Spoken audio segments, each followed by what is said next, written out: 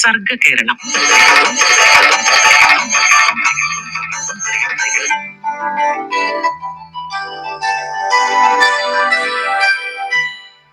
സർഗകേരളത്തിൽ ഇന്ന് ശ്രീമൂല നഗരം പൊന്നൻ അവതരിപ്പിക്കുന്ന കഥ മഹാകവി ഉള്ളൂർ എസ് പരമേശ്വരയ്യരുടെ സർഗപ്രപഞ്ചം.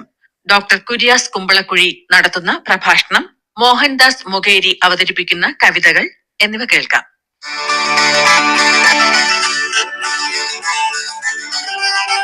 ആദ്യം ശ്രീമൂല നഗരം പൊന്നൻ അവതരിപ്പിക്കുന്ന കഥ ഇരട്ട മാസ്കും പുണ്യാഹവും. പതിവ് പോലെ അച്ഛന്റെ പേരിൽ ഒരു പുഷ്പാഞ്ജലി കഴിപ്പിച്ചതിന്റെ പ്രസാദവും വാങ്ങി 5 രൂപയുടെ നാണയം ദക്ഷിണയും കൊടുത്ത് തൊഴുത് തിരിഞ്ഞു നടക്കാൻ തുടങ്ങിയപ്പോഴാണ് മണിക്കുട്ടി ഓർത്തത്, വീടിനകത്തും പുറത്തും കിണറ്റിലും തെളിക്കാൻ കുറച്ച് പുണ്യാഹം വാങ്ങണമെന്ന് അമ്മ പ്രത്യേകം പറഞ്ഞിരുന്നു. പൂജാരിക്ക് അത് അത്ര ഇഷ്ടപ്പെട്ടില്ലെന്ന് പുണ്യാഹം തന്റെ കയ്യിലെ മൊന്തയിലേക്ക് പകരുന്നത് കണ്ടപ്പോഴേ മനസ്സിലായി. അതോ 5 രൂപ കുറഞ്ഞു പോയിട്ടോ?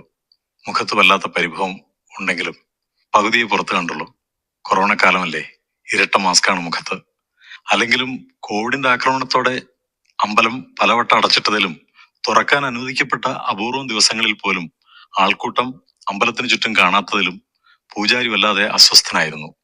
ഒരു നുള്ളു ചന്ദനം കയ്യിലേക്ക് എറിഞ്ഞു തരുമ്പോഴും പണ്ട് ഈ ചുണ്ടിൽ ഏതോ മന്ത്രങ്ങളുണ്ടായിരുന്നു. ഇന്നത് കൊള്ളിവാക്കായി മാറിയിരിക്കുന്നു. വീട്ടില് വേറെ ആർക്കും ദൈവീകടാക്ഷം വേണ്ടിവരില്ല. ഓ, അമ്മ വൈകിട്ട് വരും തിരുമേനി. ആഹാ, ഹൗ, ആശ്വാസായി. വന്ന് ഇപ്പോ ഈശ്വരന്റെ കാര്യത്തിലും സമ്പർക്കം പാടില്ല എന്നാ ഇപ്പൊ സർക്കാർ പറയണതേ. വൈകിട്ട് ദൈവാരാധന ഉണ്ടാവില്ലേ? പിന്നെ ഇല്ലാണ്ടാ. പക്ഷേ നടവരവ് കുറയ്ക്കാനാ അവളുടെ ഭാവം വെച്ചാൽ ദേവീകടാക്ഷം ലേശം കുറഞ്ഞു എന്നിരിക്കും. ഹേയ്, വിതച്ചതല്ലേ കൊയ്യാൻ പറ്റൂ. എന്താ, ഞാൻ അമ്മയോട് പറയാം. ഹേയ്, അതിന്റെ ആവശ്യമില്ല, വരണവര് വന്നോട്ടെ, ഒന്നും പറയാൻ നിൽക്കണ്ട. കെട്ട കാലാണേ. ദേവി മഹാമയേ. ശീലത്തേക്ക് മിഴിയെറിഞ്ഞിട്ട് ഒരിക്കൽ കൂടി ദേവിയെ തൊഴുതു മടങ്ങാൻ തുടങ്ങുമ്പോ 4-5 പേർ തിരക്കിട്ട് അമ്പലത്തിനകത്തേക്ക് കയറി വന്നു. വന്നവരെക്കാൾ ധൃതിയായിരുന്നു പൂജാരിക്ക്. അയാൾ ഏറ്റവും വേഗം ഉറക്കെ ചില മന്ത്രങ്ങൾ ചൊല്ലുകയും ആളുകൾക്കൊപ്പം അണിഞ്ഞൊരുങ്ങി വന്ന വെളുത്തു മെലിഞ്ഞ പെൺകുട്ടിയുടെ കയ്യിലേക്ക് ഒരു തുളസിമാല എടുത്തു കൊടുക്കുകയും ചെയ്തു. എല്ലാവരും 2 മാസ്കുകൾ വീതം ധരിച്ചിരുന്നതിനാൽ കൂട്ടത്തിൽ ഏത് സ്ത്രീയാണ് കുരവയിട്ടതെന്ന് മനസ്സിലായില്ല. വന്നവരിൽ പൊക്കമുള്ള ഇരുണ്ട നിറക്കാരനായ ചെറുപ്പക്കാരനും ഒരു തുളസിമാല കൊടുത്തിട്ട് പൂജാരി തെല്ലുനേരം കണ്ണടച്ചു പ്രാർത്ഥിച്ചു നിന്നു. അതുകൊണ്ട് ചിലർക്ക് നേരം പോകുന്നല്ലോ എന്ന അക്ഷമയുണ്ടായിരുന്നു. സൗന്ദര്യമുണ്ടെന്ന് തോന്നിച്ച നവവധുവിന്റെ മുഖം മാസ്കിനാൽ മറഞ്ഞിരുന്നതിനേക്കാൾ മണിക്കുട്ടിക്ക് വിഷമം തോന്നിയത് കൊട്ടും മേളവും ഇല്ലാതെ പൊട്ടിച്ചിരികളും പ്രസന്നമുഖങ്ങളും കാണാതെ വിവാഹം ശുഷ്കമായി പോയല്ലോ എന്ന് ഓർത്തിട്ടാണ്. വന്നവർ പൂജാരിയുടെ പ്രാർത്ഥന തീരാത്തതിനാൽ പിറുവിറുക്കുന്നുണ്ടായിരുന്നു. സത്യത്തിൽ അയാൾ വല്ലതും പ്രാർത്ഥിച്ചിരിക്കുമോ? അതോ കോവിഡ് കാലത്തെ തലയറിഞ്ഞ് പ്രാഗി കാണുമോ? മഹാമാരികൾ മനുഷ്യനെ കഷ്ടപ്പെടുത്തുന്നതിനെ കുറിച്ച് ആരോ തെല്ലുച്ചത്തിൽ പറഞ്ഞു തുടങ്ങിയതോടെ പൂജാരി കണ്ണു തുറന്നു. അയാളുടെ ആശീർവാദത്തോടെ പൊക്കമുള്ള വരൻ നന്നായി കുനിഞ്ഞു കൊടുത്തപ്പോൾ പെൺകുട്ടി ആ കഴുത്തിൽ തുളസിമാലയിട്ടു. അയാൾ തിരിച്ചു. മറ്റൊരു സ്ത്രീ കൊടുത്ത മഞ്ഞ ചരടിൽ കോർത്ത ഒരു സ്വർണ്ണ താലിയെടുത്ത് അയാൾ പെൺകുട്ടിയുടെ കഴുത്തിൽ കെട്ടി. ഇരുവരും പരസ്പരം ഒന്ന് ഒരൊറ്റ നിമിഷം കണ്ണുടക്കി നിന്നുവോ? ഏതായാലും മറ്റുള്ളവരെല്ലാം പരസ്പരം നോക്കി ആശ്വസിച്ചതോടെ ഇരുവരും വിവാഹിതരായി എന്ന് മണിക്കുട്ടി തിരിച്ചറിഞ്ഞു. ഇങ്ങനെയൊക്കെ തന്നെ ആവുമോ തന്റെയും കല്യാണം? ക്ഷേത്രത്തിൽ നിന്ന് ആ ധൃതി പിടിച്ച കല്യാണം കണ്ടിറങ്ങുമ്പോൾ മണിക്കുട്ടി ആലോചിച്ചു, ഈ മട്ട് തുടർന്നാൽ എന്താവും കഥ? ആൾക്കൂട്ടമില്ലാതെ കൊട്ടും കുരവയും ഇല്ലാതെ മതിയോ തന്റെ വിവാഹം? അവളത് ഓർത്തുകൊണ്ട് ക്ഷേത്രത്തിന്റെ തെക്കേ പടി കടന്ന് തന്റെ വീട് ലക്ഷ്യമാക്കി ഓടി. അപ്പോഴാണ് ആ മനുഷ്യൻ പാടവരമ്പിൽ പ്രത്യക്ഷപ്പെട്ടത്. കൃഷി ഇറക്കാതെ കള കയറി മുടിഞ്ഞു കിടന്ന പാടത്തെ പഴയ വരമ്പിൽ തന്നെ കണ്ടപാടെ അയാൾ നിന്നു കളഞ്ഞ എന്തിനാണ്? മുന്നോട്ട് നടക്കാൻ മടിച്ച് അവളും നിന്നു. മുടിയും താടിയും വളർത്തി അയാൾ പ്രാകൃതനായ ഒരു വൃദ്ധനായിരുന്നു. പക്ഷെ നല്ല ഉയരമുണ്ട്. തോളിലൊരു തുണിസഞ്ചി തൂങ്ങുന്നു. ഭയന്നു നിൽക്കേണ്ട കാര്യമില്ല. ഈ പട്ടാപ്പകൽ ഈ തുറന്ന സ്ഥലത്ത് ആരെ എന്തിനു ഭയപ്പെടണം? മുന്നോട്ട് തന്നെ നടന്നു ചെന്നു. തന്നെ കണ്ട അമ്പരന്ന പോലെ അത് അയാൾ ഒരടി പിന്നോട്ട് വയ്ക്കുന്നല്ലോ. ഈശ്വര, ഒരു മനുഷ്യനും ചുറ്റുവട്ടത്തിലില്ലല്ലോ. ഇയാൾ ആരാണാവോ? അതാ അയാളുടെ തോളത്തെ തുണിസഞ്ചി നിലത്തേക്ക് ഊർന്നു വീഴുന്നു. അയാൾക്ക് നേരെ നിൽക്കാനാവുന്നില്ല. കാലുകൾ കുഴഞ്ഞ് അയാൾ താൻ മലർന്നടിച്ചു വീഴുന്നു. അമ്മേ, ഞാൻ എന്ത് ചെയ്യും? ഉറക്കെ കരഞ്ഞാൽ പോലും ആരും കേൾക്കില്ല. ഈ പരന്ന പാടത്ത് മേഞ്ഞു നടന്ന പശുക്കൾ പോലും ഇപ്പോൾ കുറെ അകലെയാണ്. അവയെങ്കിലും അടുത്തുണ്ടായിരുന്നെങ്കിൽ. എന്താണിപ്പോൾ ചെയ്യുക? അയാൾക്ക് എന്തു പറ്റിയിരിക്കും? തന്നെ കണ്ട് ഭയന്നിട്ടാണോ ആ മനുഷ്യൻ മറിഞ്ഞു വീണത്? തിരിച്ചു പോയാലോ? തിരിഞ്ഞു നടക്കുന്ന എങ്ങനെ? അത് അയാൾ വെള്ളം ചോദിക്കുന്നു. അടുത്തേക്ക് ചെല്ലണോ? ഉപേക്ഷിച്ച് ഓടിപ്പോകാമോ? പാടില്ല. പാവം, തൊണ്ട വരണ്ട് കാണും.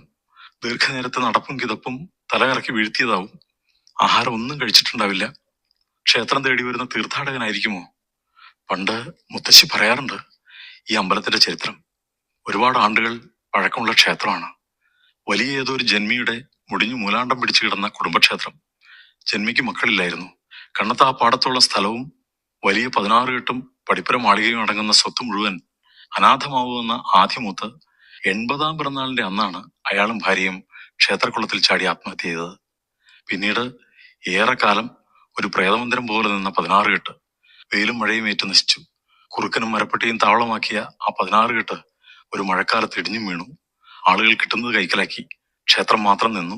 പടിപ്പുര മാളികയുടെ അവശിഷ്ടങ്ങൾ ഇപ്പോഴും കാണാം. ഒടുവിൽ ക്ഷേത്രം സർക്കാർ ഏറ്റെടുക്കാൻ തുടങ്ങിയപ്പോൾ ജന്മിക്ക് എവിടുന്നോ ചില ബന്ധുക്കളുണ്ടായി. കേസും കൂട്ടവുമായി വീണ്ടും കുറെ കാലം പോയി. പിന്നീട് ആർക്കും വേണ്ടാതായപ്പോൾ നാട്ടുകാരിൽ ചില പ്രമാണികൾ അത് ഏറ്റെടുത്തു. ക്ഷേത്രം അങ്ങനെ നാട്ടുകാരുടേതായി. ക്ഷേത്ര കമ്മിറ്റിയിൽ എല്ലാ രാഷ്ട്രീയ പാർട്ടിക്കാരും കയറി പറ്റിയതോടെ പുനരുദ്ധാരണ കർമ്മങ്ങൾ ആരംഭിച്ചു. അങ്ങനെയാണ് ഉത്സവാഘോഷങ്ങളൊക്കെ തുടങ്ങിയത്. ഇപ്പോഴും നാട്ടുകാരേക്കാൾ പുറത്തുള്ളവർക്കാണ് ഇവിടെ വന്ന് തൊഴാനുള്ള കൊതി. ആലോചിച്ചെന്നാൽ തീർത്ഥാടനക്കാരന്റെ ജീവൻ അങ്ങ് പോകും. അയാളിപ്പോൾ മരിക്കാൻ കിടക്കുന്നവരെ പോലെ ഒരിറ്റു ദാഹനീരനായി പിടയുന്നുണ്ട്. കൂടുതലൊന്നും ആലോചിച്ചില്ല. ഓടിച്ചെന്ന് അയാളെ നിവൃത്തിയിരുത്തി. കയ്യിലെ പുണ്യാഹം മുഴുവൻ അയാളുടെ തുറന്ന വായിലേക്ക് ഒഴിച്ചു കൊടുത്തു. പക്ഷേ അയാൾ അത് മുഴുവൻ ആർത്തിയോടെ കുടിച്ച ശേഷം അല്പനേരം കണ്ണടച്ച് തന്റെ മേൽ ചാരിയിരുന്നപ്പോൾ മണിക്കുട്ടിക്ക് ഒരു പരിഭ്രമമുണ്ടായി. തിരിച്ച് നിലത്തേക്ക് ഈ മനുഷ്യനെ കിടത്തുന്ന എങ്ങനെ? ആരെങ്കിലും ഒന്ന് വന്നിരുന്നെങ്കിൽ. ചുറ്റും നോക്കി. ക്ഷാരത്തെ പശു പോലും എത്രയോ ദൂരെ. ഇനി എന്തു ചെയ്യും? ഈ മനുഷ്യനൊന്ന് കണ്ണു തുറന്നെങ്കിൽ, വല്ലതും ചോദിച്ചറിയാനെങ്കിലും. ഇയാളെയും പിടിച്ചു വെച്ച് ഈ കണ്ടത്തിൽ ഇങ്ങനെ വെയിലും കൊണ്ടിരുന്നാൽ ഇതാരെങ്കിലും കണ്ടാൽ, എന്റെ ഈശ്വര! ആ വിളി അറിയാതെ പുറത്തേക്ക് വന്നതുകൊണ്ടാവാം ആഗതൻ കണ്ണു തുറന്നു. അല്പം ആശ്വാസം കിട്ടിയ പോലെ ദീർഘമായി നിശ്വസിച്ചു. എന്നിട്ട് മെല്ലെ മന്ത്രിച്ചു. തല കറങ്ങിയതാ, നടന്നിട്ട്, വെയിൽ കൊണ്ടിട്ട്. ബാക്കി പറയാനാകാത്ത കിതപ്പ്, ദാഹം, പരവശം, വിഷമം തോന്നി. കുരിശുപള്ളിക്കവലയിലെ കപ്പേളയ്ക്ക് മുന്നിൽ വെച്ചിട്ടുള്ള കന്യാമറിയത്തിന്റെ മടിയിൽ കിടക്കുന്ന മുറിവേറ്റ അവശനായ ക്രിസ്തുവിനെയാണ് പെൺകുട്ടിക്ക് ഓർമ്മ വന്നത്. തന്റെ മടിയിൽ തളർന്നു കിടന്ന മനുഷ്യനെ തന്നെ നോക്കിയിരുന്ന് മണിക്കുട്ടി ഒരമ്മയെ പോലെ ആദ്യടക്കി. മറ്റൊന്നും ചെയ്യാനില്ലാതിരുന്ന് ആകാശത്തേക്ക് കണ്ണയച്ച് സകല ദൈവങ്ങളോടും അയാളെ വെറുക്കാതിരിക്കാൻ പ്രാർത്ഥിച്ചു. അവൾക്ക് അത്ഭുതം തോന്നി. ആകാശത്ത് മഴമേഘങ്ങളോ? എത്ര പെട്ടെന്നാണ് വെയിൽ മാഞ്ഞത്. തണുത്ത കാറ്റ് കിഴക്ക് നിന്നാണ് വീശി തുടങ്ങിയത്. എന്തൊരനുഭൂതി! ഏറെ നേരം അമ്മയും കുഞ്ഞും കളിച്ച ശേഷം ആ തണുത്ത കാറ്റേറ്റ് അയാൾ മെല്ലെ കണ്ണു തുറന്നു. എഴുന്നേറ്റിരുന്നു. നക്ഷത്രരശ്മികൾ പീലി വിടർത്തിയ അവളുടെ മാണിക്യ കണ്ണുകൾ നിറഞ്ഞത് കണ്ട് അയാൾ നെടുവീർപ്പെട്ടു. ഞാൻ വയസ്സനായിപ്പോയി, അയാൾ ചിന്തിച്ചു.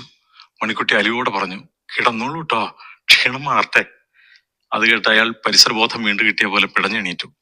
ജീവിതത്തിൽ അബദ്ധങ്ങൾ മാത്രം ശീലിച്ചവനെ പോലെ കുറ്റബോധത്തോടെ താതാഴ്ത്തി. മുഖമുയർത്തിയപ്പോൾ തെല്ലുദൂരെ പാടത്തിനക്കരെ ഒരു ചുഴലിക്കാറ്റ് രൂപം കൊള്ളുന്നത് അയാൾ കണ്ടു. അയാൾ ക്ഷേത്രം ലക്ഷ്യമാക്കി തിടുക്കപ്പെട്ടു നടന്നു. ഒരു നന്ദിവാക്ക് പോലും ഉരിയാടാതെ, യാത്ര പോലും പറയാതെ. പക്ഷേ പ്രാർത്ഥന ഫലിച്ചു. മണിക്കുട്ടിക്ക് എന്നിട്ടും അയാളോടുള്ള വെറുപ്പ് വീണ്ടെടുക്കാനായില്ല. അവൾ വരമ്പത്തുകൂടി നടക്കുമ്പോഴൊക്കെ തിരിഞ്ഞു നോക്കിക്കൊണ്ടേയിരുന്നു. അയാളും ദൂരെ ഒരു പുട്ടുപോലെ മായുന്ന പെൺകുട്ടിയെക്കുറിച്ച് തന്നെയാണ് ചിന്തിച്ചുകൊണ്ട് നടന്നത്. ഞാൻ വല്ലാതെ തെറ്റിദ്ധരിച്ചു. ഒരിക്കലും അങ്ങനെ വരില്ല. വിശേഷിച്ചും ഇന്ന്, തന്റെ ജന്മദിനത്തിൽ തന്നെ ഇങ്ങനെ ഒരു ദുർവിധി. ഒരാശ്വാസത്തിന് അയാൾ തന്റെ അഴുക്കുപുരണ്ട സഞ്ചിയിലേക്ക് കൈയിട്ട് എന്തോ പരതി. ഒന്നും കിട്ടാതെ വിഡ്ഢിയായി. പിന്നീട് ക്ഷേത്രമടച്ച് മടങ്ങിപ്പോകുന്ന പൂജാരിയെ എതിരെ കണ്ടപ്പോൾ തടഞ്ഞു നിർത്തി ചോദിച്ചു, ഇതേതാ സ്വാമി ഈ സ്ഥലം? പൂജാരി വേഗം സ്ഥലപ്പേര് പറഞ്ഞിട്ട് അല്പം പോലും സൗഹൃദം പാലിക്കാൻ താല്പര്യമില്ലാത്ത മട്ടിൽ തന്റെ മുഖത്തു നിന്ന് ഊർന്നുപോയ മാസ്ക് നേരെ മൂക്കിന് മുകളിലേക്ക് കയറ്റിവെച്ച് അയാളെ ഒഴിവാക്കി നടന്നുപോയി. അയാൾ അല്പനേരം കൂടി എന്തോ മറന്നവനെ പോലെ ആ വഴിയരികിൽ തന്നെ നിന്നു. മുഖത്ത് ഇരട്ട മാസ്ക് വയ്ക്കാതെ, ഓർമ്മകൾ മുറിഞ്ഞ പോലെ. വയൽവരമ്പത്തുകൂടി നടന്ന പെൺകുട്ടി ഇപ്പോൾ അവളുടെ വീട്ടിലെത്തിയിരിക്കുമോ? അയാൾ കണക്കുകൂട്ടി നോക്കി. അവർ പിരിഞ്ഞ ഇടത്തു നിന്നും അയാൾ ഇവിടം വരെ വന്നെത്തിയ ദൂരവും പൂജാരിയോട് സംസാരിച്ചു നിന്ന സമയവും മതിയാകുമോ അവളുടെ വീട്ടിലെത്താൻ? അയാളുടെ ഉള്ളിൽ എന്തിനൊരു മഴക്കാർ ഉറഞ്ഞുകൂടി. നെറ്റിമേലൊരു തണുത്ത മഴത്തുള്ളി വീണ് അയാൾ പൊള്ളി. പടി കടന്ന് വീട്ടിലെത്തിയ പെൺകുട്ടി അടുക്കളമുറ്റത്ത് ഉണക്കാനിട്ട വിറകുള്ളികൾ മഴയെ പിടിച്ച് ധൃതിയിൽ പെറുക്കിക്കൂട്ടുന്ന അമ്മയോട് ചോദിച്ചു, അമ്മേ, അച്ഛൻ നമ്മളെ വീഴ്ച പോയിട്ട് ഇപ്പൊ എത്ര വർഷമായമ്മേ? കനത്ത് ചാറിയ മഴയിൽ നനയിക്കാതെ വിറകും വാരിയെടുത്ത് ഇറയത്തേക്ക് ഓടിക്കയറുന്നതിനിടയിൽ അമ്മ അത് കേട്ടില്ലെന്നുണ്ടോ? അവൾക്ക് എന്നിട്ടും അതറിയാനെങ്കിലും ആ മഴയത്തുനിന്ന് ഓടി മാറാൻ ഒട്ടും തോന്നിയില്ല. മഴമേഘങ്ങൾ അവളെ വലിയ തുള്ളികളാൽ സ്നേഹത്തോടെ പെയ്തു നനച്ചു. മഴയുടെ പുണ്യത്തിന്റെയും പുണ്യാഹത്തിന്റെയും നിതാന്ത വാത്സല്യം നുകർന്ന് അവളിൽ നിന്നും നനഞ്ഞുകൊണ്ടേയിരുന്നു, ഇരട്ട മാസ്കില്ലാതെ.